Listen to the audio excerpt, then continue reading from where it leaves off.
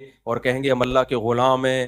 تو یہ اللہ نے ہمیں آیت کیوں بتائی ہے؟ تاکہ ہمارے دل میں غم کو برداشت کرنا آسان ہو جائے, ہم غمگین نہ ہو. کیونکہ غم تو آئیں گے, یہ ہو نہیں سکتا کہ دنیا میں پریشانیاں نہ آئیں, یہ ناممکن ہے.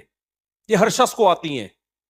آپ سمجھتے ہو بڑے لوگوں کو نہیں آتی؟ بڑے لوگوں کی پریشانیاں بڑے لیول کی ہوتی ہیں, بہت اونچے لیول کی ہوتی ہیں. تو یہ پریشانی تو ہر شخص کو آئے گی. اللہ چاہتے ہیں کہ ان میں برداشت کی عادت ہو جائے, یہ خوش رہنا سیکھیں. تو اسی وجہ سے دنیا میں سب سے بڑا انعام کیا ہے؟ خوشی ہے یا نہیں ہے؟ پیسہ انسان کیوں حاصل کرتا ہے؟ خوش رہنے کے لیے. صحت کیوں چاہتا ہے؟ خوش رہنے کے لیے.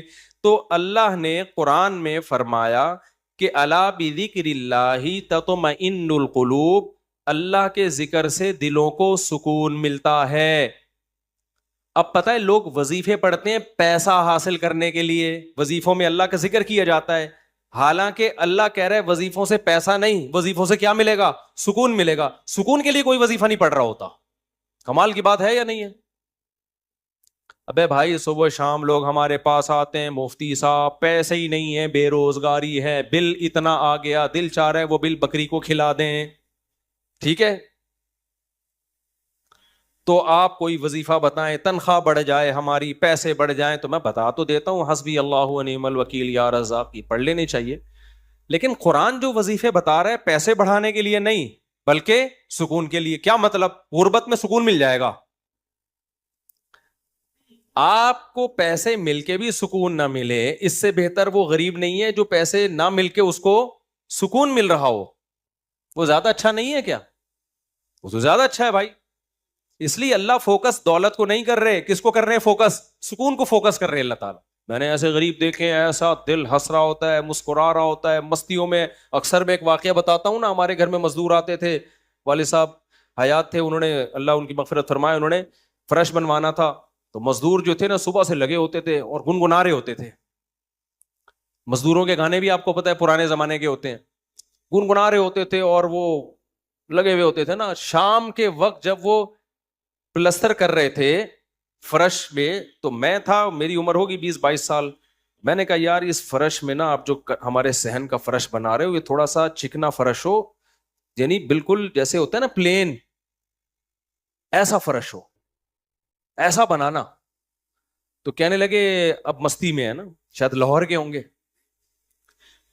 اب ان کو کھیلنے کا موقع مل گیا مجھ سے. انہوں نے کہا یہ فرش آپ چاہتے ہو ذرا چکنا پلین فرش ہو تو اس میں سرسوں کا تیل ڈلے گا یا ناریل کا. بولا تو میں نے کہا یار میں لے آتا ہوں ناریل کا تیل, ڈال دو اس میں بھائی, کیا خیال ہے؟ تھوڑا سا کیا ہو جائے گا, پھسلن پیدا ہو جائے اس میں. کہہ رہے نہیں اس میں ناریل کا تیل ڈلے گا.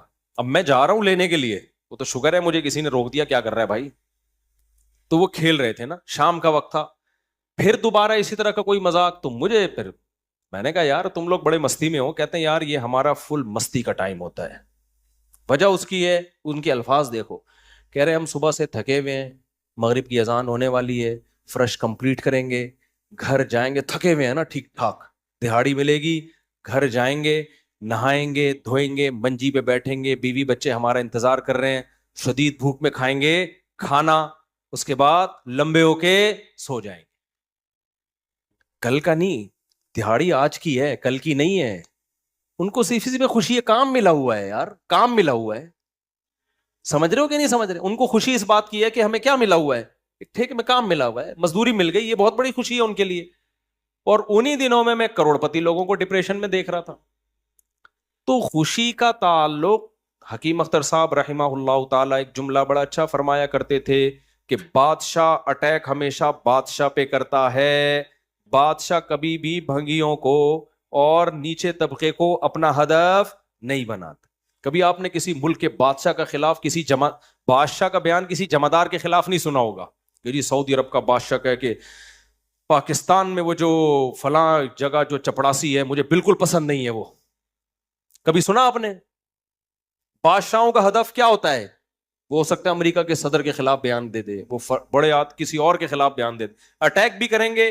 اب کبھی نہیں آپ نے سنا ہوگا بادشاہ نے بیچارے کسی رکشا چلانے والے کو بم سے اڑوا دیا بھائی اللہ یہ کہ وہ ایجنٹ ہو کسی کا, پھر وہ رکشے والا ہے نہیں, وہ ہے کوئی اور, وہ کوئی بڑی چیز ہے, وہ روپ دھارا ہوا ہے اس نے. ورنہ اوریجنل کوئی ٹماٹر والا ہو تو کبھی آپ نے دیکھا کہ کسی ملک کی فوج اس ٹماٹر والے پہ اٹیک کر رہی ہے؟ ایسا نہیں ہوتا. حکیم اختر صاحب رحمہ اللہ تعالی فرمایا کرتے تھے کہ بادشاہ ہمیشہ قبضہ کس پہ کرتے ہیں؟ بادشاہوں پہ. فرمایا کہ دل جو ہے یہ پورے جسم کا بادشاہ ہے. دل کیا ہے؟